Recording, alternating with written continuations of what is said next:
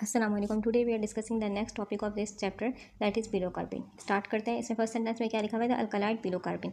Alkaloid का मतलब क्या होता है? यानी कि अल्कलाइड हम उनको कहते हैं जो नेचुरल कंपाउंड हो, पौधों से हासिल किए गए और उनके स्ट्रक्चर में क्या हो, नाइट्रोजन होना चाहिए। लेकिन कुछ अल्कलाइड ऐसे भी होते हैं जिनके स्ट्रक्चर में नाइट्रोजन नहीं होता, तो हम उनको कहते हैं नॉन नाइट्रोजीनियस अल्कलाइड। ठीक है, नॉन नाइट्रोजीनियस अल्कलाइड। ठीक है, अभी जो पिलोकार्पिन हमारे पास है ये एक साइंटिफिक नेम है पौधे का। ठीक है, अब इस पौधे से क्या हुआ, एक अल्कलाइड हासिल किया गया। उस अल्कलाइड का नाम क्या रखा गया?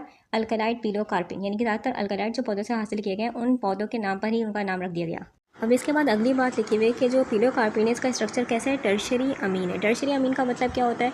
टर्शरी अमीन का मतलब होता है कि देखिए नाइट्रोजन हम जानते हैं कि स्टैंडर्ड रूल के मुताबिक नाइट्रोजन कितने बॉन्ड बना सकता है? नाइट्रोजन 3 बॉन्ड बना सकता है। ठीक है, नाइट्रोजन 3 बॉन्ड बना सकते हैं। अब यहाँ देखिए स्ट्रक्चर में नाइट्रोजन, ठीक है, अब इसने कितने बॉन्ड बनाए हुए हैं? यहाँ पर 2 बॉन्ड और 1 बॉन्ड। कितने हो गए? 3 बॉन्ड। यानी कि स्टैंडर्ड रूल जो है वो पूरा हो रहा है। ठीक है, अब यहाँ देखें नाइट्रोजन 1 बॉन्ड, 2 बॉन्ड, 3 बॉन्ड। ठीक है, कितने बॉन्ड हो गए? 3 बॉन्ड। यहाँ भी रूल पूरा है। ठीक है, लेकिन अगर फर्स्ट करें हमारे पास जैसे हमने ऊपर पढ़ा था, इसमें क्या था कि नाइट्रोजन के ऊपर चार्ज था।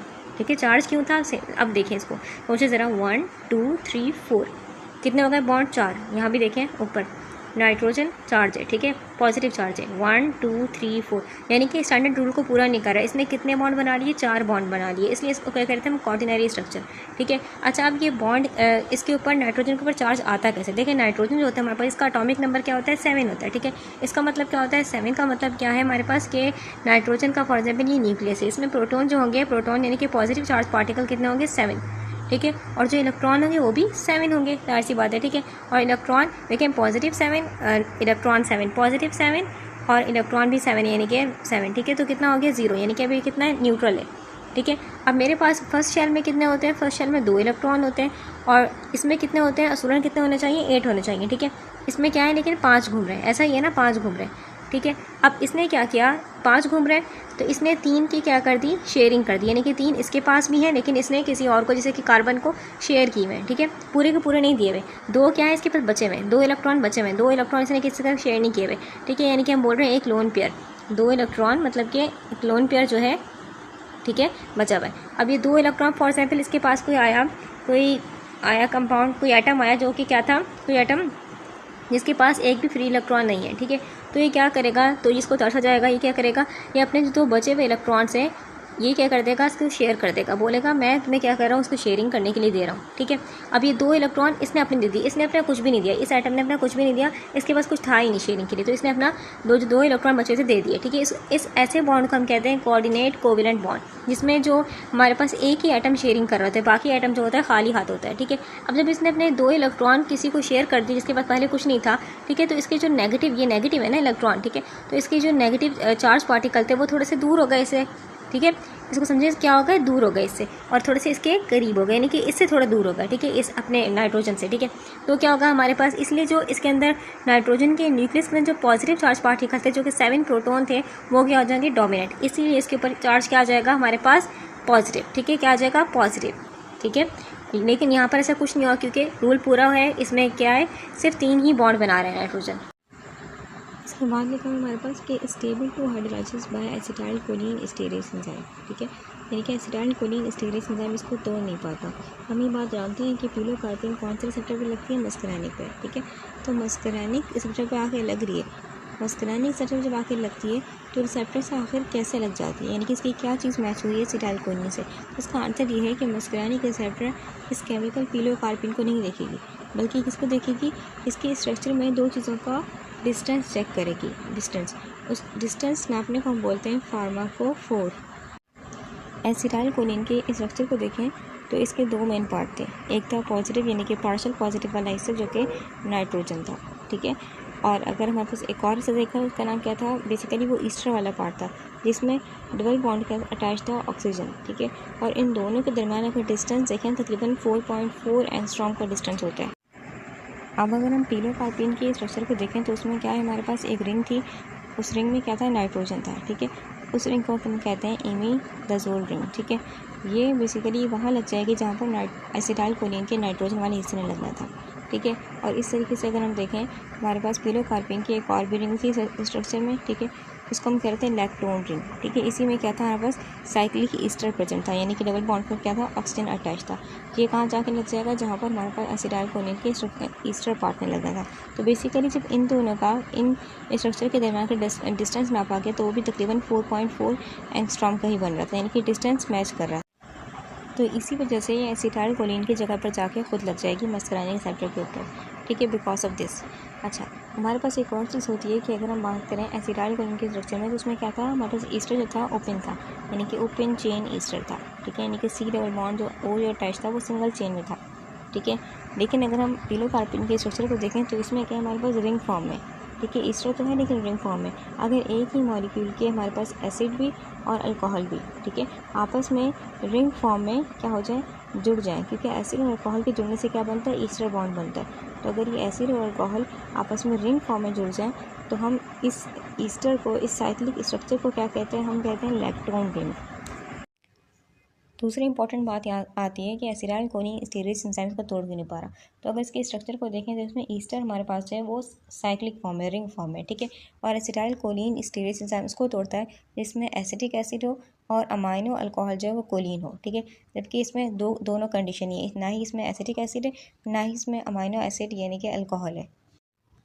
इसके बाद दिखा हुआ है compare with acetyl choline and it's derivative it is far less potent. क्या मतलब, अगर हम इस पिलोकार्पिन के स्ट्रक्चर को कंपेयर करें एसिटाइल कोलिन से और कंपेयर करें इट्स डेरिवेटिव, डेरिवेटिव का मतलब होता है एसिटाइल कोलिन को देखते हुए क्या की गई थी, कुछ और स्ट्रक्चर बनाए गए थे, जैसे हमने बात की थी कार्बाकोल, बिथेनिकोल, मिथेनिकोल वगैरह, ठीक है। तो अगर हम उनको देखें और एसिटाइल कोलिन को देखें और इसको देखें तो हमें क्या दिखाई देगा, वाज़ेह फ़र्क दिखाई देगा। ये जो है हमारे पास लेस पोटेंट है, यानी कि इसकी जो एफिशिएंसी है वो लेस है, ठीक है। फॉर एग्जांपल अगर एसिटाइल कोलिन के हमें for example 2 milligram for example, ठीक है, एक मिसाल है, ठीक है, 2 मिलीग्राम देने पड़ रहे हैं, ये काम प्रॉपर तरीके से कर रही है, ठीक है। लेकिन अगर हमें जो पिलोकार्पिन है से वही काम लेने के लिए फॉर एग्जांपल हमें 10 मिलीग्राम या 50 मिलीग्राम यानी कि हाई डोज चाहिए होगी, ठीक है। ये लेस डोज पर बहुत ही हम बोल सकते हैं क्या करेगा, बहुत ही लेस पोटेंट काम करेगा। But it is अनचार्ज। अनचार्ज का मतलब क्या है, इसमें देखा एसिटाइल कोलिन के स्ट्रक्चर को, ठीक है, उनमें क्या था, पॉजिटिव चार्ज था। पिलोकार्पिन के स्ट्रक्चर को देखा तो उसमें कोई चार्ज नहीं था, ठीक है। और फार्माकोलॉजी का एक रूल है कि जो ड्रग जो केमिकल चार्ज होगा, ठीक है, फॉर एग्जाम्पल ये केमिकल है, ठीक है, ये क्या है, चार्ज है। अब ये चार्ज है तो ये वाटर सोल्यूबल यानी कि हाइड्रोफिलिक है, पानी को पसंद करता है, मेम्ब्रेन को क्रॉस नहीं कर पाएगा। क्यों, क्योंकि सेल मेम्ब्रेन किससे बनी हुई थी, फैट से, ठीक है। वहाँ पर जो ड्रग चार्ज नहीं होगी, जो केमिकल चार्ज नहीं होगा, वो ईजिली क्या होगा, मेम्ब्रेन्स को क्रॉस कर लेगा, यानी कि वो फैट सॉल्युबल होगा। तो अगर हम इसकी बात करें, ये क्या है, इसमें कोई चार्ज नहीं है तो ये फैट सॉल्युबल है, यानी कि मेम्ब्रेन्स को ईजिली क्रॉस कर सकता है और हमारे पास ये सेंट्रल नर्वस सिस्टम तक पहुँच सकता है, यानी कि दिमाग तक पहुँच सकता है। क्योंकि हम जानते हैं कि दिमाग के बाहर क्या होता है, एक बैरियर होता है, उस बैरियर को बोलते हैं ब्लड ब्रेन बैरियर। इसको सिर्फ वही क्रॉस कर पाता है जो कि क्या हो, लिपोफिलिक हो, यानी कि फ़ैट को पसंद करता हो। लेस पोटेंट होने की एक और अहम वजह ये भी है कि भले ही इसका स्ट्रक्चर, यानी कि अगर हमने देखा कि एसिटाइल कोलिन का की तरह इसका डिस्टेंस मैच हो गया, लेकिन ये एसिटाइल कोलिन तो थोड़ी ना, ये तो एक प्लांट अल्कोलाइड है।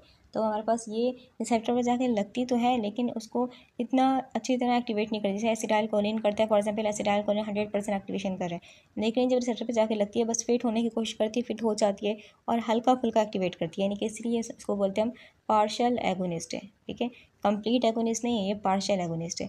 रिसेप्टर को एक्टिवेट तो कर देगी लेकिन उसको फुल पावर से एक्टिवेट नहीं करेगी। Will penetrate at CNS at therapeutic doses, यानी कि फॉर एग्जांपल ये डोज थी जो कि दवाई की सूरत में दी जा रही थी, यानी कि ये एज आ ड्रग दी जा रही थी, ठीक है, दवाई की सूरत में पर्सन को दी जा रही थी। लेकिन ये थेराप्यूटिक डोजेस पर भी क्या करेगी, ये हमारे पास हमारे दिमाग में घुस जाएगी। जिसने बात की क्योंकि हाईली हमारे पास क्या है, लिपोफिलिक है, फैट को पसंद करती है, तो ईजिली मेम्ब्रेन को क्रॉस कर सकती है, ठीक है, और ईजिली सेल्स में घुस जाती है, यानी कि फैल जाती है पूरी तरीके से थेराप्यूटिक डोजेस पर भी। इसके बाद देखो है pilocarpine exhibit muscarinic activity and is use primarily in ophthalmology, ठीक है, यानी कि पिलोकार्पिन हमारे पास सिर्फ मस्करानिक सेंटर पर लगता है। हम जानते हैं हमारे पास पिलोकार्पिन जो है, देखें कोलिनर्जिक रिसेप्टर की 2 टाइप होती हैं, एक होती है मस्करानिक और एक होता है निकोटिनिक, ठीक है। ये सिर्फ कहाँ लगता है, ये लगता है मस्करानिक में, निकोटिनिक में बिल्कुल भी नहीं लगता, ठीक है। इसीलिए हम इसको कह सकते हैं ये सेलेक्टिव पार्शियल एगोनिस्ट है। सेलेक्टिव यानी कि दोनों तरह के उस पर नहीं लग रहा है, एक पे लग रहा है। और हमारे पास निकोटिनिक की बात करें तो निकोटिनिक रिसेप्टर जो होता है उस पर लगने के लिए क्या चाहिए, हाईली पॉजिटिव चार्ज चाहिए। जैसे कि अगर हम देखें एसिटाइल कोलिन के स्ट्रक्चर में एक पॉजिटिव चार्ज था, स्ट्रॉन्ग पॉजिटिव चार्ज था, इसीलिए एसिटाइल कोलिन तो निकोटीनिक पे आके आराम से लग रहा था। लेकिन इसमें ऐसा नहीं है कि इसके पास हाईली पॉजिटिव चार्ज नहीं है, इसके पास तो चार्ज ही नहीं है बेसिकली। लेकिन अगर हम मस्करानिक को देखें तो मस्करानिक रिसेप्टर हाइड्रोफोबिक को देखता है, यानी कि लिपोफिलिक को देखता है और क्या देखेगा, हाइड्रोजन बॉन्ड वगैरह। जब इस पर पिलोकार्पिन आके लगता है तो वो खुद को फिट कर लेता है, यानी कि आराम से वो फिट हो जाता है। इसलिए मस्कराइन पे इसकी एक्टिविटी है, निकोटीनिक पे बिल्कुल ज़ीरो एक्टिविटी है। लेकिन अगर इसकी डोज हाई कर दें तो क्या हो जाएगा, तो हमारे पास ये सिलेक्टिविटी ख़त्म हो जाएगी, यानी कि selectivity is absolute not relative. Pharmacology का एक इंपॉर्टेंट रूल है कि सिलेक्टिविटी एब्सोल्यूट होती है, रिलेटिव नहीं होती। यानी कि अगर आप डोज सही है तो सिलेक्टिव है, लेकिन अगर डोज बढ़ेगी तो हमारे पास, यानी कि फॉर एग्जाम्पल देखें पिलोकार्पिन के जो मॉलिक्यूल्स हैं बॉडी में बहुत सारे हैं, ठीक है। अब पहले तो लग रहे थे सिर्फ मस्करानिक पे, लेकिन अब डोज बहुत है, यानी कि बहुत ही प्रेशर क्रिएट कर रहे हैं निकोटीनिक पर भी। एक लग रहा है प्रेशर से भी दूसरा आकर लगने की कोशिश कर रहे हैं, ठीक है। तो आखिरकार ये भी फिट हो ही जाएंगे निकोटीनिक पे, यानी कि निकोटीनिक को भी ये छेड़ देंगे, ठीक है। तो इससे क्या हो जाएंगे, साइड इफेक्ट्स ज़्यादा जाएंगे। इसलिए पिलोकार्पिन की जो डोज होती है वो बहुत ही सोच समझ कर डोज सेट की जाती है। इसके बाद देखा हुआ and is use प्रिमरली in ophthalmology, ठीक है। इसका मतलब क्या हुआ, देखें पिलोकार्पिन हमारे पास हम जानते हैं कि इसको हम आईवी के जरिए नहीं देंगे। जिसने बात की ये क्या करेगी, साइड इफेक्ट कॉज करेगी, ठीक है। तो इस तरीके से हम इसको ओरली भी नहीं देते। लेकिन ओरली एक कंडीशन होती है, उसको जब हम कैंसर का इलाज करते हैं, यानी कि कैंसर के इलाज में रेडियोथेरेपी की जाती है। रेडियोथेरेपी के रिजल्ट में क्या होता है, जो पर्सन होता है, ठीक है, जो पेशेंट होता है, उसका जो मुंह है वो बहुत ड्राई हो जाता है, यानी कि वो खाना भी सॉल्व नहीं कर पाता, फूड भी सॉल्व नहीं कर पाता, यानी कि उसके सलाइवरी ग्लैंड बिल्कुल सलाइवा नहीं निकाल रहे होते, ठीक है। तो इस कंडीशन में क्या करते हैं, पिलोकार्पिन की एक कंट्रोल डोज यूज़ की जाती है, ताकि क्या हो, इसके सलाइवरी ग्लैंड एक्टिवेट हो जाए, ठीक है। सलाइवरी ग्लैंड तो एक्टिवेट हो जाते हैं, लेकिन साइड इफेक्ट्स भी होते हैं, क्योंकि हमारे पास मुँह के जरिए वो कहाँ आती है, हल्की सी खून में जाती है। हमने बहुत ही कंट्रोल डोज दी है, लेकिन फिर भी वो जा तो खून में रही है, ठीक है। तो इस वजह से कुछ साइड इफेक्ट होंगे, नॉज़िया, वॉमिटिंग वगैरह वाली कंडीशन हो सकती है, चिल्स हो सकते हैं, ठीक है, और फ्लशिंग वगैरह हो सकती है, ठीक है। अच्छा, अब इस तरीके से हम बात करें पिलोकार्पिन को, इसीलिए जिसका बहुत ही इंपॉर्टेंट यूज़ है वो है हमारे पास ऑप्थेमोलॉजी में, यानी कि आँख में, ठीक है। तो आँख में इसको लोकल इस्तेमाल किया जाता है, ठीक है। हम बात करें ग्लाउकोमा में, यानी कि जिसमें क्या करना था हमें कि आँख में इंट्रा ऑकुलर प्रेशर बढ़ जाता है, ठीक है। तो इसका इलाज इस ड्रग के ज़रिए कैसे करते हैं कि प्यूपल का साइज़ क्या कर देंगे, छोटा कर देंगे, ठीक है, जिससे क्या हो जाएगा, प्रेशर कम हो जाता है। अगली बात लिखी हुई इसके बाद एक्शन से, इनकी पिलोकार्पिन ड्रग क्या क्या काम करती है। लिखा हुआ applied topically to the cornea, pilocarpine produce rapid miosis and contraction of ciliary muscle, ठीक है। अगर हम बात करें फॉर एग्जांपल ये आई, ठीक है, इसमें क्या है, सीलियरी मसल को क्या करती है, ये कॉन्ट्रैक्ट कर देगी, ठीक है, जिससे क्या हो जाएगा, लेंस आगे की तरफ बल्ज हो जाएगा, यानी कि करीब की नज़र के लिए जैसे होता है वैसा हो जाएगा, ठीक है। सेकंड चीज़ हमारे पास ये क्या करती है, ये पीपल को क्या करती है, कॉन्ट्रैक्ट करती है, यानी कि पीपल क्या होता है, पीपल का साइज छोटा हो जाता है। किस तरीके से होता है, असल पीपल के इर्द गिर्द क्या होते हैं, मसल्स होते हैं, उनको हम बोलते हैं पिपिलरी स्फिंक्टर मसल्स। इन मसल्स को क्या करती है, कॉन्ट्रैक्ट। जब ये मसल्स कॉन्ट्रैक्ट होते हैं तो ये खुद ब खुद क्या हो जाएगा, हमारे पास इसका साइज़ छोटा हो जाएगा, ठीक है।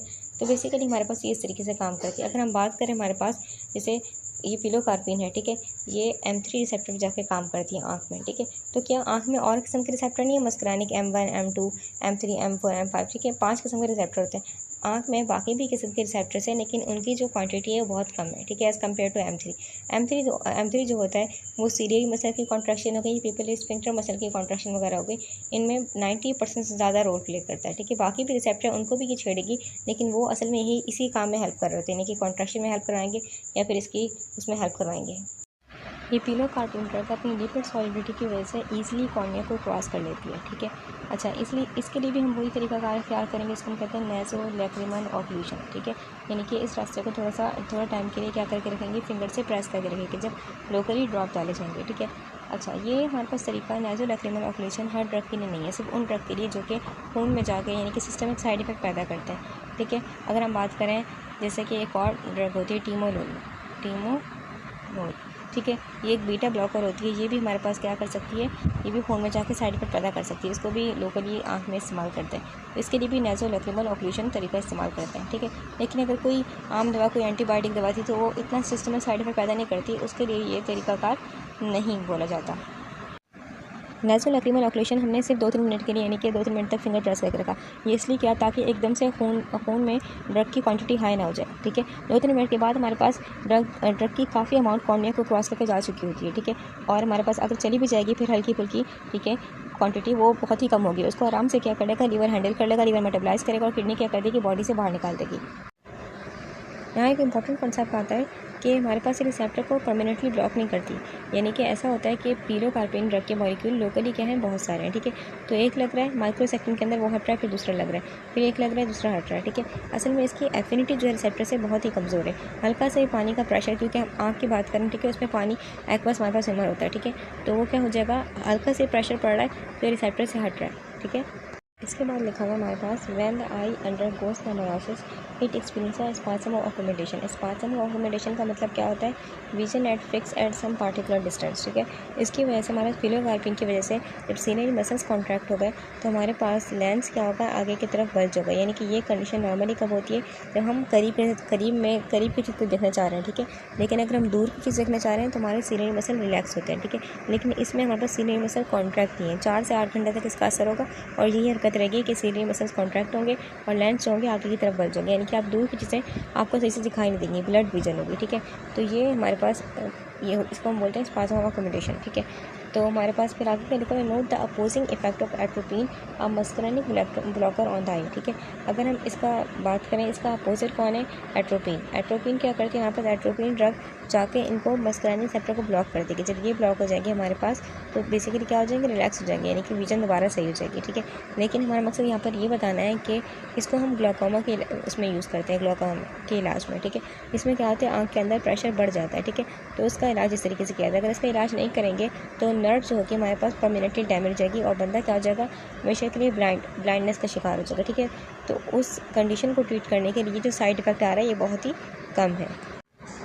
इसके बाद लिखा है pilocarpine is one of the most potent stimulator of secretions secretagogue such as sweat, tears and saliva, but its use for producing this effect has been limited due to the lack of selectivity. क्या मतलब हुआ, देखिए हम pilocarpine को जानते हैं कि मस्करानिक पे काम करती है, ठीक है। ये किसी एक मस्करानिक रिसेप्टर पर काम नहीं करती बल्कि सब मस्करानिक रिसेप्टर पर काम करती है, ठीक है। तो इसीलिए क्या होता है, हमारे पास ये सिक्रीशंस को, ठीक है, सेंस नहीं कर पाएगी किस रिसेप्टर पर लगना है। तो ये सब रिसेप्टर पर लग के क्या कर देगी, सब मस्करानिक रिसेप्टर पर लग के उनकी सिक्रीशन को बढ़ा देगी। इसीलिए उसको बोलते हैं सिक्रीटागोर, ठीक है, यानी कि सिक्रीशन को बढ़ा देना। स्वीट की सिक्रीशन को बढ़ा दिया स्वीट ग्लैंड की, तो स्वीट क्या हो जाएंगे इंक्रीज, ठीक है। इस तरीके से टीयर की सिक्रीशन को बढ़ा दिया, इस तरीके से सलाइवा की सिक्रीशन को बढ़ा दिया, ठीक है। इसीलिए इसका इस्तेमाल ओरली बहुत ही लिमिटेड किया जाता है, यानी कि बहुत ही लिमिटेड इसका ओरली यूज़ होता है, ठीक है। आगे बात लिखी हुई है, the drug is beneficial in promoting salivation in patient with xerostomia यानी कि फॉर एग्जांपल ये मरीज़ है, ठीक है, ये कैंसर पेशेंट है, ये रेडियोथेरेपी करवा रहा है, ठीक है। तो इसके जो स्लेवरी ग्लैंड्स होते हैं, ठीक है, वो तबाह हो जाते हैं, वो क्या होते हैं, वो नहीं प्रोड्यूस कर पा रहे थे सलाइवा, ठीक है। तो उस कंडीशन में क्या करते हैं, इस ड्रग की कंट्रोल डोज क्या की जाती है, ओरली यूज़ की जाती है ताकि इसके स्लेवरी ग्लैंड दोबारा से एक्टिवेट हो जाए। लेकिन फिर भी वही बात, ये साइड इफेक्ट्स प्रोड्यूस होंगे, ठीक है, फ्लशिंग, नॉसिया, वॉमिटिंग वगैरह होगी, ठीक है, क्योंकि ये सेंस नहीं कर पाता कि कौन से सेप्टर पर लगना है। ये सारे मस्कुलानिक सेप्टर को लोकली क्या कर देगा, छेड़ देगा, ठीक है। आगे लिखा हुआ रिजल्टिंग फ्रॉम इरेडिएशन, ये तो हो गया, ठीक है। यानी कि अगर किसी को हेड एंड नेक की यानी कि रेडियोथेरेपी करवाई जाती है, हेड और नेक का कैंसर था, तो उस कंडीशन में ज़ेरोस्टोमी होता है, ठीक है। आगे लिखा हुआ है हमारे पास ये जो सिंड्रोम लिखा हुआ है, बेसिकली इस सिंड्रोम में क्या होता है, हमारे पास हमारी बॉडी बेसिकली खुद ही तबाह कर रही होती है हमारे स्लेवरी ग्लैंड्स को, ठीक है, और हमारे जो टीयर्स हैं, टीयर वाले ग्लैंड, ठीक है, उनको। तो उस कंडीशन में क्या करते हैं, उस कंडीशन में भी एक ड्रग इस्तेमाल करते हैं, ठीक है। ये ड्रग हमारे पास कोलिनर्जिक ड्रग है, ठीक है, सीमेरिन, ठीक है। लेकिन इस ड्रग का भी सेम वही साइड इफेक्ट है कि क्या करती है, सेंस नहीं कर पाती, यानी कि लोकली सारे मस्कुलार रिसेप्टर को क्या कर देगी, मस्कुलार रिसेप्टर को एक्टिवेट कर देगी, ठीक है। जिससे क्या होंगे, साइड इफेक्ट्स होंगे। हम लिखेगा नेक्स्ट हेडिंग हमारे पास थेरापेटिक यूज़ इन ग्लाकोमा, ठीक है। और हमारे पास ग्लाकोमा के इलाज में किस तरीके से इस्तेमाल करते हैं। Pilocarpine is use to treat glaucoma and is the drug of choice in the emergency lowering of intraocular pressure of both narrow angle and wide angle glaucoma, ठीक है। इसका मतलब क्या हुआ, देखिए इसमें लिखा है इमरजेंसी, यानी कि कुछ पेशेंट का जो हम जानते हैं कि ग्लाकोमा में क्या होता है, इंट्राऑक्यूलर प्रेशर, जिसको हम बोलते हैं एक्वेस ह्यूमर, ठीक है, आँख में ये बढ़ जाता है, ठीक है, ये ड्रेन नहीं हो पा रहा होता, यानी कि हम जानते हैं नॉर्मली तो क्या हो रहा होता है, एक हिस्से से बन रहा है और एक हिस्से से ये निकल रहा होता है, ठीक है। यानी कि हमारे पास एक कैनल होती है, उसके ज़रिए ये क्या हो रहा है, दोबारा ड्रेन हो रहा होता है, ठीक है। लेकिन ग्लाकोमा में आँख के अंदर ये एक्वेस ह्यूमर जमा हो रहा होता है, यानी कि ड्रेन नहीं हो पा रहा होता है, ठीक है। और कुछ लोगों में जो ग्लाकोमा के मरीज़ होते हैं उनमें ये प्रेशर अचानक शूट कर देता है, इसको हम कहते हैं एक्यूट ग्लाकोमा, ठीक है। तो ये कंडीशन खतरनाक होती है, इमरजेंसी कंडीशन होती है। उसमें फ़ौरन से क्या यूज़ करते हैं, पिलोकार्पिन यूज़ करते हैं। ये मिनट्स में काम करना शुरू करेगी और क्या कर देगी, पीपल को कॉन्ट्रैक्ट कर देगी, ठीक है। और वापस क्या कर देगी, और सीलियर मसल्स को भी क्या कर देगी, कॉन्स्ट्रिक्ट कर देगी, ठीक है। दोनों को क्या कर देगी, कॉन्स्ट्रिक्ट कर देगी, ठीक है। अच्छा, तो हमारे पास ये बात लिखी हुई है कि दोनों तरह के ग्लाकोमा के इलाज में यूज़ होता है, चाहे वो नैरो एंगल हो चाहे वो वाइड एंगल। नैरो एंगल और वाइड एंगल में क्या फ़र्क है। वाइड एंगल ग्लाकोमा वो होता है जो कि आपको दिखने में लग रहा है कि हमारे पास जो ड्रेनेज सिस्टम है वो खुला हुआ है, लेकिन खुला हुआ नहीं होता। बेसिकली ट्रेबिकुलर जो मैश वर्क होता है उसमें ब्लॉकेज होती है, ठीक है। जो ड्रेनेज सिस्टम है उसमें ट्रेबिकुलर मैश वर्क होता है, वहाँ ब्लॉकेज है, इसको हम बोलते हैं wide angle glaucoma. Narrow angle glaucoma में क्या होता है, हमारे पास जो आयरस होते हैं, आयरस जो आँख का कलरफुल हिस्सा है वो क्या होता है, थोड़ा सा पीछे उसने होके जो ड्रेनेज सिस्टम है उसको ब्लॉक किया होता है, ठीक है। तो हम जब ग्लाकोमा ये पिलोकार्पिन ड्रग यूज़ करते हैं, ये कॉन्स्ट्रिक्ट करते हैं, तो आयरस थोड़ा सा कॉन्ट्रैक्ट होगा, ठीक है, कॉन्स्ट्रिक्ट होगा। ये हमारे पास जो ड्रेनेज ब्लॉक था इसने ब्लॉक किया हुआ था, ये खुल जाएगा, ठीक है। और फिर अचानक से पानी जो होगा, जो हमारे पास एक्वेस ह्यूमर था वो अचानक से ड्रेन होगा बहुत ही हाई क्वांटिटी में, ठीक है। ये जो नैरो एंगल ग्लाकोमा होता है ये डेंजरस ज़्यादा होता है। ओपन एंगल ग्लाकोमा में हमारे पास रास्ता जो होता है, रास्ता ड्रेनेज सिस्टम वो पूरी तरीके से ब्लॉक नहीं होता है, यानी कि हल्का हल्का ब्लॉक होता है। तो हमारे पास जो एक्वेस ह्यूमर है वो ड्रेन हो रहा होता है, यानी कि इसको हम साइलेंट थीफ कहते हैं, ठीक है। इसमें मरीज़ को जाने से कोई तकलीफ़ नहीं होती। ये आहिस्ता आहिस्ता क्या कर रहा होता है, आहिस्ता आहिस्ता जो हमारे पास प्रेशर बिल्टअप कर रहा होता है, ठीक है। एकदम से प्रेशर बिल्टअप नहीं होता, लेकिन नैरो एंगल में हमारे पास रास्ता कम्प्लीटली ब्लॉक होता है, ठीक है। तो इसमें अचानक से क्या होता है, प्रेशर बिल्टअप होता है, ये ज़्यादा खतरनाक होता है, ठीक है। तो इसीलिए इसको हम बोलते हैं हमारे पास basically it is more dangerous than wide angle glaucoma. इसके बाद अगले सेंटेंस में लिखा हुआ है कि pilocarpine is extremely effective in opening the trabecular mesh work around Schlemm's canal. Trabecular mesh work around Schlemm's canal, इसका मतलब ये है कि हमारे पास ये किसकी बात हो रही है कि आँख के अंदर के ड्रेनेज सिस्टम की बात हो रही है, जहाँ से क्या होता है, पानी बाहर निकलता है, ठीक है। फिर आगे लिखा है हमारे पास कि causing and immediate drop. Immediate drop का मतलब होता है अचानक से क्या हो जाएगा, प्रेशर गिर जाएगा, जो पानी था उसका अचानक से प्रेशर गिर जाएगा, ठीक है। फिर इसके बाद लिखा हुआ है in intra ocular pressure as a result of the increase drainage of aqueous humor, ठीक है। इंक्रीज ड्रेनेज इसका मतलब क्या हुआ, जो बेसिकली हमारे पास जो आँख के अंदर पानी था वो उसके बाहर निकलने का अमल, यानी कि उसके ड्रेन होने का अमल क्या हो रहा है, तेज़ हो रहा है। आँख के अंदर हर वक्त एक ट्रांसपेरेंट लिक्विड बन रहा है, जिसको हम बोलते हैं एक्वस ह्यूमर, ठीक है। ये एक्वस ह्यूमर, अब ये एक्वस ह्यूमर ट्विस्ट यहाँ पर आता है कि जो एक्वस ह्यूमर है ये हमारे पास हमारी आँख के अंदर ब्लॉक नहीं रहता, बल्कि हमेशा क्या होता है, बन भी रहा होता है और क्या होता है, निकल भी रहा होता है, ठीक है, यानी कि ड्रेन हो रहा होता है। जहाँ पर हमारी बेसिकली इसे बाहर निकालने के लिए, यानी कि इस एक्वस ह्यूमर को बाहर निकालने के लिए आँख के कोने में, जहाँ पर कॉर्निया और आइरिस आपस में मिलते हैं, कॉर्निया और आइरिस आपस में मिलते हैं, ठीक है, एक पूरा ड्रेनेज सिस्टम होता है, पूरा ड्रेनेज नेटवर्क है, उसमें 3 चीज़ें शामिल होती हैं। बहुत ही कंफ्यूजिंग है, ठीक है। अगर हम बात करें, हम देखते हैं कि सीलियरी मसल से फिर हमारे पास लिगामेंट्स होते हैं, यानी कि फिलामेंट्स, फिर लेंस, फिर लिगामेंट्स, फिर सीलियरी मसल, इस तरीके से बना हुआ था, ठीक है। यानी कि हम क्या देखते हैं, तो 2D डायग्राम देखकर कंफ्यूज हो रहे होते हैं, ठीक है। हम सोचते हैं कि सीलियरी मसल सिर्फ ऊपर और नीचे है, ठीक है, बिल्कुल ऐसा नहीं होता। हमारी आँख बेसिकली क्या है, गोल है, इसलिए सीलियरी मसल्स जो होते हैं एक गोल रिंग की तरह क्या होता है, लेंस के चारों तरफ यानी कि 360 डिग्रीज पर फैले हुए होते हैं, ठीक है। और इस गोल्ड रिंग का जो बाहर वाला हिस्सा होता है, ठीक है, बाहर वाला जो किनारा होता है, आउटर एजेस होते हैं, वो डायरेक्ट इस ट्रेबिकुलर मैशवर्क के साथ जुड़े हुए होते हैं। अगली बात देखते हैं क्या लिखा हुआ है, नोट, यानी कि बहुत ही इंपॉर्टेंट बात लिखी हुई है कि carbonic anhydrase inhibitor such as acetazolamide as well as beta adrenergic blocker timolol are effective in treating chronic glaucoma but are not used in emergency lowering of intraocular pressure। क्या मतलब हुआ, देखिए क्रोनिक ग्लोकोमा की बात हो रही है, chronic glaucoma का बात है, मतलब इसका ये है कि क्रोनिक ग्लोकोमा का यहाँ बात हो रही है हमारे पास ओपन एंगल ग्लोकोमा की, यानी कि वो ग्लोकोमा जो कि सालों में बढ़ रहा है, ठीक है। ओपन एंगल ग्लोकोमा के बारे में हम जानते हैं कि ये इसमें क्या होता है, हमारे पास अचानक से प्रेशर बिल्टअप नहीं होता, यानी कि स्लोली ब्लॉकेज हो रही होती है। तो यहाँ पर क्रोनिक ग्लोकोमा का मतलब क्या है, ओपन एंगल ग्लोकोमा, ठीक है।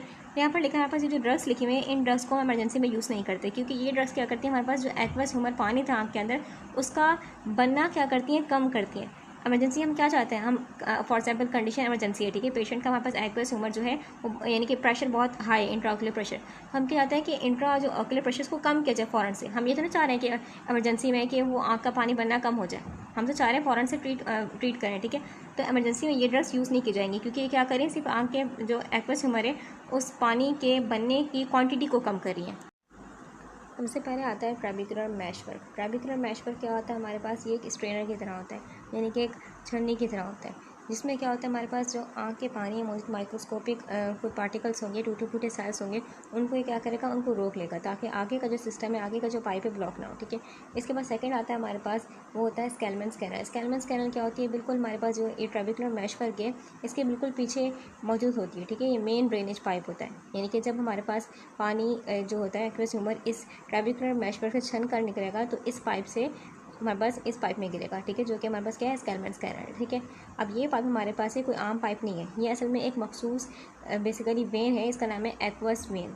एक्वस वेन, ठीक है, वेन, जो कि आगे चलकर क्या होगी, हमारे पास जिस्म की जो खून की नालियाँ होती हैं, यानी कि हम बात करें एपिस्क्लेरल वेन के साथ क्या होती है, डायरेक्ट जुड़ जाती हैं। ठीक है, यानी आँख का पानी हमारे पास आखिरी में हमारे जो नॉर्मल खून का पार्ट बन जाता है, हम ये कह सकते हैं। ठीक है, यानी कि वेन के साथ कनेक्ट होकर। ठीक है, अब इसके बाद थर्ड हमारे पास आता है सीलियरी मसल्स। ठीक है, सीलियरी मसल्स क्या होता है हमारे पास, ये हमारे सबसे बोल सकते हैं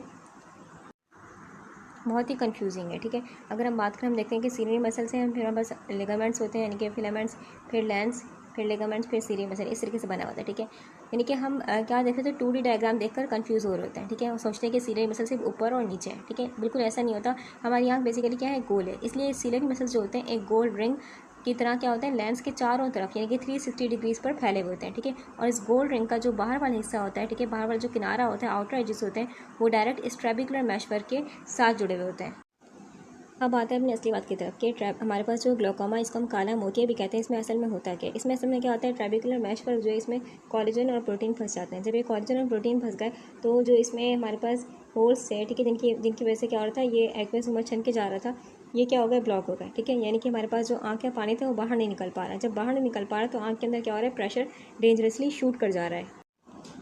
अब यहाँ एंट्री होती है पिलोकार्पिन की। पिलोकार्पिन ड्रग क्या करती है, जैसे हम पिलोकार्पिन का ड्रॉप आँख में डालते हैं, ठीक है, तो ये सीलियरी मसल पर जाके क्या करेगी, जो M3 रिसेप्टर मौजूद है वहाँ पर जाके लग जाएगी। वहाँ पर जब जाके लगेगी, ठीक है, और जो सीलियरी मसल्स हैं उनको क्या करेगी, जोर से कॉन्ट्रैक्ट करेगी। ठीक है, अब फिजिक्स देखिए, क्योंकि हमारे पास जो मसल्स हैं, मसल का एक हाथ क्या है, हमारे पास बात की थी सीलियरी मसल अटैच्ड है किससे, इस ट्रेबिकुलर मैशवर्क से। ठीक है, तो हमारे पास जैसे ही मसल जो मसल रिंग है, ठीक है, क्योंकि सीलियरी मसल पूरा हमारे पास 360 डिग्री फैला हुआ है। ठीक है, तो जैसे ही सीलियरी मसल्स क्या होंगे, हमारे पास कॉन्ट्रैक्ट होंगे, जोर से कॉन्स्ट्रिक्ट होंगे। ठीक है, तो ये क्या करेंगे, हमारे पास ये अंदर की तरफ खींचेंगे। ठीक है, अब ये उस जाली को क्या करेंगे, यानी कि ट्रेबिकुलर मैशवर्क को अपनी तरफ जोर से पुल करेंगे, खींचेंगे। ठीक है, इसको आप ऐसे समझें जैसे कि फॉर एग्जाम्पल आप किसी कपड़े या जाली को दोनों हाथों से पकड़कर बाहर की तरफ खींचते हैं, तो क्या होता है, उसके अंदर धागे दूर दूर जाते हैं, ऐसे ही होता है ना, और सुराख बड़े जाते हैं। ठीक है, बिल्कुल वैसे ही यहाँ पर सीलियरी मसल्स का खिंचाव क्या करता है, इस ट्रेबिकुलर मैशवर्क की जाली को क्या करता है, इस ट्रेबिकुलर मैशवर्क की जाली, जो सारे पिचके हुए जो ब्लॉक्स हमारे पास होल थे ना, उनको क्या करेगा, उनको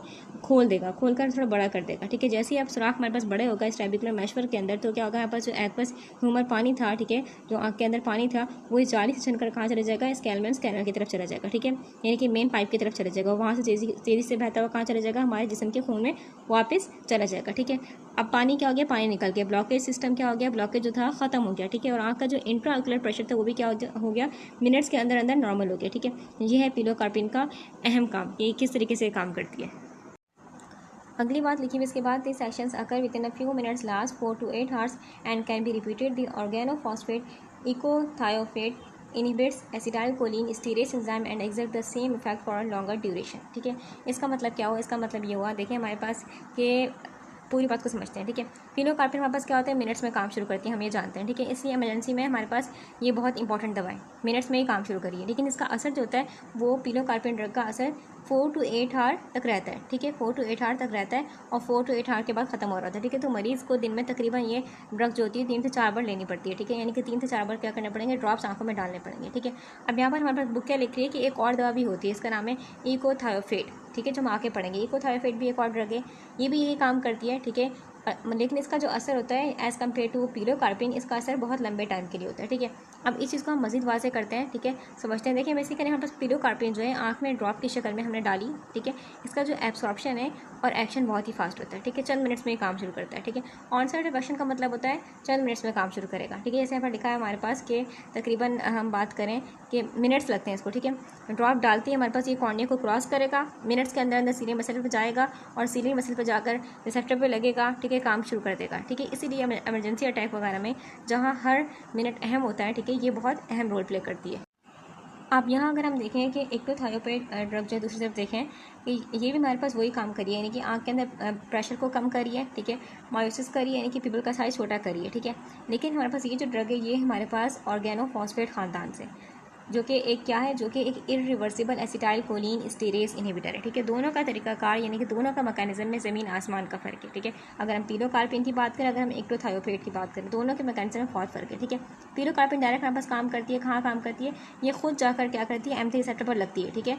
M3 रिसेप्टर कहाँ, सीलियरी मसल्स पर जाकर लगती है, और कहाँ लगती है हमारे पास जो पिपुलरी स्फिंक्टर मसल थे वहाँ पर जाकर लगती है, ठीक है, ठीक है। अब जब दवा हमारे पास वहाँ से हटती है तो असर खत्म हो जाता है, पिलोकार्पिन का असर खत्म 4 से 8 घंटे के बाद। लेकिन जो एक्टोथायोपेट ड्रग है हमारे पास, ये इनडायरेक्ट तरीके से काम करते हैं, यानी कि क्या मतलब हुआ, यानी कि रिसेप्टर पर जाके नहीं लगेगी, ये किसी M3 वगैरह पर जाके नहीं लग रही, यानी कि M2 M3 किसी पे नहीं लग रही जाके। ये बेसिकली हमारे पास आँख के अंदर उस एंजाइम, कौन सा एंजाइम, एसिटाइल कोलिन स्टीरेज एंजाइम को क्या करिए, ब्लॉक करिए, ठीक है, उसको पकड़ रही है, उसको पकड़ करके रख रही है, होल्ड करके रख रही है, जो एसिटाइल कोलिन को तोड़ रहा है, ठीक है। जब इसने उस एंजाइम को ही पकड़ के रख लिया तो हमारे पास जो एसिटाइल कोलिन है वो टूटेगा नहीं, ठीक है। ये इस एंजाइम को, एसिटाइल कोलिन स्टीरेज एंजाइम को हमेशा के लिए क्या करती है, ब्लॉक कर देती है, हमेशा के लिए तबाह कर देती है, ठीक है। इसका असर इतना लंबा होता है, देखें आप खुद सोचें, जब एंजाइम परमानेंटली ब्लॉक हो गया तो आँख का जो अपना नेचुरल एसिटाइल कोलिन था वहाँ जमा हो जाएगा, ठीक है, और रिसेप्टर को मुसलसल क्या करता रहेगा, एक्टिवेट करता रहेगा। इसका असर तब तक ख़त्म नहीं होगा जब तक कि हमारी आँख बिल्कुल नए एंजाइम पैदा नहीं कर लेती, ठीक है। और ये एंजाइम बनने में तकरीबन कितने दिन लगते हैं, तकरीबन 1 से 2 हफ्ते लग जाते हैं, ठीक है। इसलिए जो एक्टोथायोपेट ड्रग है हमारे पास, इसका असर बहुत लंबा होता है, लॉन्ग ड्यूरेशन होती है, ठीक है। इसे रोज़ या दिन में 4 बार इस्तेमाल नहीं करना पड़ता, क्योंकि इसका असर दिनों तक रहता है। जैसे बात की 1 to 2 वीक लगते हैं दोबारा बॉडी को नया एंजाइम बनाने में। अगली बात देखते हैं क्या लिखा हुआ है, नोट, यानी कि बहुत ही इंपॉर्टेंट बात लिखी हुई कि carbonic anhydrase inhibitor such as acetazolamide as well as beta adrenergic blocker timolol are effective in treating chronic glaucoma but are not used in emergency lowering of intraocular pressure। क्या मतलब हुआ, देखें क्रोनिक ग्लोकोमा की बात हो रही है, chronic glaucoma का बात है, मतलब इसका ये है कि क्रोनिक ग्लोकोमा का यहाँ बात हो रही है हमारे पास ओपन एंगल ग्लोकोमा की, यानी कि वो ग्लोकोमा जो कि सालों में बढ़ रहा है, ठीक है। ओपन एंगल ग्लोकोमा के बारे में हम जानते हैं कि ये इसमें क्या होता है, हमारे पास अचानक से प्रेशर बिल्टअप नहीं होता, यानी कि स्लोली ब्लॉकेज हो रही होती है। तो यहाँ पर क्रोनिक ग्लोकोमा का मतलब क्या है, ओपन एंगल ग्लोकोमा, ठीक है। यहाँ पर लिखा है हमारे पास ये जो ड्रग्स लिखे हुए हैं, इन ड्रग्स को हम इमरजेंसी में यूज़ नहीं करते, क्योंकि ये ड्रग्स क्या करती हैं, हमारे पास जो एक्वस ह्यूमर पानी था आँख के अंदर उसका बनना क्या करती हैं, कम करती हैं। इमरजेंसी हम क्या चाहते हैं, हम फॉर एग्जाम्पल कंडीशन इमरजेंसी है, ठीक है, पेशेंट का हमारे पास एक्वस ह्यूमर जो है वो यानी कि प्रेशर बहुत हाई है, इंट्राऑक्यूलर प्रेशर, हम क्या चाहते हैं कि इंट्रा जो ऑक्यूलर प्रेशर को कम किया जाए फ़ौरन से। हम ये तो नहीं चाह रहे हैं कि इमरजेंसी में कि वो आँख का पानी बनना कम हो जाए, हम तो चाह रहे हैं फ़ौरन से ट्रीट करें, ठीक है। तो इमरजेंसी में ये ड्रग्स यूज़ नहीं की जाएंगी, क्योंकि ये क्या करें, सिर्फ आँख के जो एक्वस ह्यूमर है उस पानी के बनने की क्वांटिटी को कम कर रही है, यानी कि एसिटोजोलामाइड और हमारे पास ये जो टिमोलोल है, ठीक है, ये ड्रग जो हमारे पास हैं ये पुराने ज़माने की दवाइयाँ थी, यानी कि इनको पास्ट में यूज़ कर रहे थे जब मरीज़ को क्रोनिक ग्लोकोमा होता था, यानी कि उनका प्रेशर स्लोली बिल्ड हो रहा है, ठीक है। तो उनमें ये दवाइयाँ इस्तेमाल की थी, क्योंकि ये क्या करती हैं, आँख के अंदर पानी के बनने की क्वांटिटी को कम करती हैं। लेकिन अगर मरीज़ का वही बात कि अगर उनका प्रेशर हाई है, इंट्राऑक्यूलर प्रेशर बहुत हाई, तो ये दवाइयाँ फेल हैं, ये दवाइयाँ वहाँ पर काम नहीं करेगी। वहाँ पर सिर्फ और सिर्फ क्या करेगी, पिलोकार्पिन ही हमारे पास एक उम्मीद है, ठीक है, जो कि काम करेगी, ठीक है। प्लस अगर एट्रोपिन की वजह से हमारे पास क्या हो गया, किसी की जो पीपल है वो क्या हो गया, परमानेंटली फैल जाए, यानी कि एट्रोपिन क्या करता है, ब्लॉक करता है ना, ठीक है, पीपल क्या हो गया, फैल गया, ठीक है। तो उसको भी करने के लिए, यानी कि उसको कॉन्स्ट्रेट करने के लिए भी यहाँ पर क्या काम आती है, पिलोकार्पिन ही काम करती है। पिलोकार्पिन क्या करेगी, पीपल को कॉन्स्ट्रेट कर देती है, ठीक है। एट्रोपिन ने क्या किया था, फैला दिया था पीपल को, जिसको बोलते हैं माइड्रियासिस, जबकि पिलोकार्पिन ने क्या किया, हमारे पास मायोसिस, ठीक है। एक और इंपॉर्टेंट कॉन्सेप्ट हमारे जहन में आ सकता है कि एट्रोपिन हमारे पास क्या करती है, पीपल को गाइड करती है, यानी कि माइड्रेसिस करती है, ठीक है, माइड्रियासिस, ठीक है, यानी कि मस्कुलानिक रिसेप्टर को इस हद तक स्ट्रांगली ब्लॉक करती है हमारे पास कि इसका असर तकरीबन आँख पर 7 to 10 डेज रहता है, तकरीबन 7 to 10 डेज तक रहेगा, ठीक है। अब फॉर एग्जाम्पल अगर किसी मरीज़ की आँख में एट्रोपिन डाल दी गई, ठीक है, तो उसकी जो पीपल है वो क्या हो जाएगी, वाइड हो जाएगी, यानी कि माइड्रेसिस हो जाएगी। अब पूरे 1 हफ्ते तक उस मरीज़ को धूप में कुछ दिखाई नहीं देगा, यानी कि धुंधला नजर आएगा, और वो कोई काम सही से कर नहीं पाएगा, क्योंकि इसका मस्कुलानिक रिसेप्टर क्या है, ब्लॉक है, ठीक है। यानी कि उसकी जो पीपल है वो नॉर्मल साइज़ में नहीं है, ठीक है, छोटा, जैसे नॉर्मली छोटा होता है, ठीक है, वैसा नहीं है, फैला हुआ है, ठीक है। तो क्या करेंगे, तो बेसिकली हमारे पास ये जो एट्रोपिन रिसेप्टर को छोड़ नहीं रही, क्योंकि हमने बात की लॉन्ग लास्टिंग ड्रग है, ठीक है, लॉन्ग लास्टिंग, ठीक है। अच्छा, पिलोकार्पिन हमारे पास क्या करती है, पिलोकार्पिन एट्रोपिन का एंटीडोट है, ठीक है। अब हम मरीज़ को क्या करेंगे, इस अजाब से बचाने के लिए क्या करेंगे, पिलोकार्पिन के ड्रॉप्स से आंखों में डालेंगे। तो पिलोकार्पिन एक पावरफुल एगोनिस्ट है, यानी कि ये आकर क्या करेगी, उस एट्रोपिन को वहाँ से धक्का मारेगी मस्कुलाइन रिसेप्टर से, और वहाँ जाकर खुद लग जाएगी। ठीक है। जब वहाँ जाकर खुद बैठेगी तो क्या करेगी, सीलियरी मसल्स को क्या करेगी, कॉन्ट्रैक्ट करेगी, कॉन्स्ट्रिक्ट करेगी, और पीपल दोबारा साइज उसका क्या जाएगा, नॉर्मल हो जाएगा, यानी कि दोबारा वो क्या हो जाएगा, छोटा हो जाएगा। इसको हम बोलते हैं मायोसिस। तो यानी कि अब तक हमने 3 बातें इस पैराग्राफ में 3 बातें इंपॉर्टेंट पढ़ी कि एक तो हमारे पास जो पिलोकार्पिन है, सॉरी एट्रोपिन जो है, एट्रोपिन का एंटीडोट कौन है, पिलोकार्पिन है। ठीक है। एंड सेकंड इंपॉर्टेंट चीज़ कि हमारे पास जो टिमिनोलोल है हमारे पास से, और एसिटोजोलामाइड है, हम इन ड्रग्स को इमरजेंसी में ट्रीट नहीं करते, इमरजेंसी में यूज़ नहीं करते ग्लोकोमा के इलाज में। इमरजेंसी में कौन सी ड्रग यूज़ होगी, पिलोकार्पिन। ठीक है। तो हमारे पास ये चीज़ हो गई। अब आगे चलते हैं, आगे हेडिंग हमारे पास है एडवर्स इफेक्ट, यानी कि इसके क्या क्या असरात होंगे। ठीक है। पिलोकार्पिन क्या क्या एडवर्स इफेक्ट होंगे। ठीक है। लिखा है कि pilocarpine can enter the brain and cause central nervous system disturbances. क्या मतलब वो, देखें सेंट्रल नर्वस सिस्टम यानी कि ब्रेन की बात करें, हमारे पास ब्रेन और स्पाइनल कॉर्ड में घुसकर क्या करेगी, वहाँ सिस्टम को ख़राब करेगी। ठीक है। हमने अभी पढ़ा कि पिलोकार्पिन क्या है, एक अनचार्ज है। अनचार्ज यानी कि हमारे पास ये टर्शियरी अमीन है। ठीक है। इसलिए ब्लड ब्रेन बैरियर को ईजिली क्रॉस कर लेती है, वहाँ जाकर क्या करेगी, वहाँ जाकर दिमाग में घुस जाएगी, और दिमाग में जाके क्या करेगी, मरीज़ को एंजाइटी, कन्फ्यूजन और जो डिजीनेस वगैरह फील करवाएगी। ठीक है। अब दिमाग के अंदर हम जानते हैं कि पहले से ही क्या है, मस्कुलाइन रिसेप्टर मौजूद है, मस्कुलाइन रिसेप्टर मौजूद है। और हमारे ब्रेन में बात करें, स्पाइनल कॉर्ड में मौजूद करें, उनके अंदर नेचुरल तौर पर क्या है, masculine receptor M1, M4, M5 receptor बहुत बड़ी क्वांटिटी में मौजूद है। ठीक है। नॉर्मल हालत में क्या होता है, हमारे पास दिमाग का अपना एक नॉर्मल नेचुरल एसिटाइल कोलिन है, जो कि इन रिसेप्टर पर क्या कर रहा है, लग रहा है, और हमारी मेमोरी और नींद को बैलेंस रख रहा है। ठीक है। लेकिन ये नेचुरल एसिटाइल कोलिन जो है वो बहुत थोड़ी मिकदार में और कंट्रोल तरीके से रिलीज़ हो रहा होता है। ठीक है। अब पिलोकार्पिन हमारे ब्रेन में गई, ठीक है, ब्लड ब्रेन बैरियर को क्रॉस करके ब्रेन में गई, तो वहाँ जाके क्या करेगी, ये दिमाग के बेसिकली रिसेप्टर्स के लिए एक अनइनवाइटेड गैस की तरह है। ठीक है। दिमाग ने नहीं चाहा भाई आए, लेकिन वो पिलोकार्पिन दिमाग के अंदर घुस गई। ठीक है। वो क्या करेगी, अब रिसेप्टर पर जाके लग जाएगी, M1, M4, M5 जितने भी रिसेप्टर दिमाग में उन पर जाके लग जाएगी। ठीक है। और वहाँ पर क्या करेगी, अनकंट्रोल तरीके से बैठ रही है रिसेप्टर पर। ठीक है। एसिटाइल कोलिन तो within a millisecond destroy होता है ना, ये तो वहाँ अगर अनकंट्रोल तरीके से बैठ रही है और उन्हें एक्टिवेट करिए। ठीक है। अब हमारे पास जो दिमाग का अपना सिस्टम है वो तभी सही चलता है जब हमारे पास उसके अपने केमिकल बैलेंस में हो। ठीक है। जब पिलोकार्पिन क्या करिए, अचानक दिमाग के रिसेप्टर को ज़्यादा हद से ज़्यादा स्टिमुलेट करिए, एग्जैजरेट तरीके से कर रही है, तो दिमाग का न्यूरॉन्स होते हैं वो क्या होता है, ओवरलोड, यानी कि ओवरलोड होता है। ठीक है। अब उस ओवरलोड का नतीजा क्या होगा, सिम्टम्स की सूरत में ऐसी बात है। ठीक है। अब जब दिमाग के अलग अलग हिस्से से ओवर एक्टिवेशन की वजह से क्या हो रहा है, हमारे पास बेसिकली ओवर एक्टिवेशन हो रही है, तो मरीज़ को बेसिकली हमारे पास क्या क्या महसूस होगा, कन्फ्यूजन। ठीक है। यानी कि दिमाग को सेंसरी एरियाज इतने ज़्यादा एक्टिवेट हो जाते हैं कि मरीज़ को चीज़ें समझ में नहीं आती हैं। ठीक है। उसके सोचने समझने की सलाहियत बिल्कुल थोड़ी देर के लिए ख़राब हो जाती है। ठीक है। एंड सेकंड इंपॉर्टेंट चीज़ को एंजाइटी होगी, बेचैनी। दिमाग का जो एमिगडाला है, जो डर और घबराहट का बेसिकली सेंटर है, कंट्रोल करता है। ठीक है। वो क्या हो गया, ओवर स्टिमुलेट हो गया। ठीक है। जिससे मरीज़ को अचानक ऐसा लगता है कि जैसा कुछ बुरा होने वाला है, एंजाइटी फील हो रही है। ठीक है। एंड थर्ड इंपॉर्टेंट चीज़ उसको क्या होगी, डिजीनेस यानी कि चक्कर आने लगेंगे। ठीक है। क्योंकि दिमाग का वो हिस्सा जो कि जिसम को बैलेंस मेंटेन कर रहे हैं, यानी कि सेरिबेलम की बात कर रहे हैं। ठीक है। उसके रिसेप्टर क्या हो गए, डिस्टर्ब हो गए, और मरीज़ का सर घूमने लगता है। ठीक है। तो हम अगर हम बात करें, ये बिल्कुल ऐसा ही जैसे कि बेसिकली आप सोचें कि फॉर एग्जांपल कि हमारे पास एक ओवरलोडेड कर दिया गया चीज़ को। ठीक है। अगली बात लिखी हुई है कि poisoning with this agent is characterize by exaggeration of various parasympathetic effect including profuse sweating and salivation. ठीक है। प्रोफ्यूज स्वेटिंग का मतलब क्या होता है, इनकी बहुत ज़्यादा पसीना आना, हद से ज़्यादा पसीना आना। बहुत ही इंपॉर्टेंट पॉइंट कि अगर हम बात करें पिलोकार्पिन के, हमारे पास क्या हो गई, ओवरडोज हो गई। ठीक है। तो इसके सिम्टम्स बिल्कुल सेम वैसे ही होंगे जैसे कि हमारे पास अगर फॉर एग्जांपल किसी ने इनोकाइप फैमिली जो होती है हमारे पास, ठीक है, उसके मशरूम खा लिए हों, जहरीले मशरूम होते हैं इस फैमिली के। ठीक है। वो खा लिए हों, दोनों के सिम्टम बिल्कुल सेम होता है। ठीक है। तो आपके जहन में एक सवाल आ सकता है कि भाई इनोकाइप फैमिली का इससे क्या ताल्लुक। ठीक है। इनोकाइप फैमिली के मशरूम का, तो बेसिकली इस फैमिली के जो मशरूम्स होते हैं, जहरीले मशरूम, उनमें पिलोकार्पिन नहीं होता है, बल्कि उनमें क्या होता है, उनमें होता है मस्करीन होता है। क्या होता है, मस्करीन। ठीक है। अब खुद सोचें, इसका टारगेट क्या है, मस्कुलाइन रिसेप्टर, इसमें क्या है, मस्करीन। तो मस्करीन भी किस पे लगेगा, मस्कुलाइन रिसेप्टर पे लगते जाके ना। ठीक है। दोनों का टारगेट सेम है, इसलिए दोनों के जो सिम्टम्स होते हैं, ठीक है, यानी कि दोनों की अगर ओवरडोज हो गई, दोनों के सिम्टम बिल्कुल सेम होंगे, बिल्कुल सेम। यही वजह है कि हम इनकी पॉइजनिंग को बेसिकली किससे हम सिंड्रोम से याद करते हैं, SLUDGE, स्लज सिंड्रोम के नाम से याद करते हैं। ठीक है। S से सलाइवेशन यानी कि मुंह से थूक आदा आएगी, L से लैक्रिमेशन यानी कि आंसू निकलेंगे। ठीक है। फिर U से हमारे पास यूरिनेशन यानी कि बहुत ज़्यादा यूरिन आएगा। ठीक है। डिफिसेशन, D से डिफिसेशन यानी कि इससे क्या होगा, हमारे पास डायरिया वगैरह लग जाएंगे। ठीक है। और G से गैस्ट्रोइंटेस्टिनल डिस्ट्रेस यानी कि पेट में मरोड़ होगी, दर्द, क्रैम्प्स वगैरह हो रहेंगे। ठीक है। और हमारे पास E से क्या, इमेसिस यानी कि उल्टी आएगी। ठीक है। साथ ही हमारे पास दोनों केसेस में क्या होता है कि स्वेटिंग यानी कि पसीना बहुत क्वांटिटी में आता है, हाई क्वांटिटी में, और आंखों की जो मायोसिस हैं, ठीक है, यानी कि आंखों के जो पीपल्स हैं वो क्या हो जाएंगे, मायोसिस यानी कि छोटे हो जाएंगे, ठीक है। अच्छा, हमारे पास लेकिन असल फ़र्क क्या है भाई, पिलोकार्पिन क्या है, एक प्लांट राइट हमारे पास अल्कलाइड है, ठीक है, जो कि हमने पिलोकार्पस के प्लांट उसके पत्तों से निकाला है, ठीक है, पिलोकार्पस पौधे से, ठीक है। जबकि जो मस्करेन हमारे पास है ये फंगल डिराइव्ड है, ठीक है, जो कि इनोकाइब और हमारे पास क्लूटोकाइब मशरूम से उनमें से मिलता है, ठीक है। लेकिन दोनों का एक्शन प्लान बिल्कुल हमारे सेल पर बिल्कुल सेम एक जैसा होता है।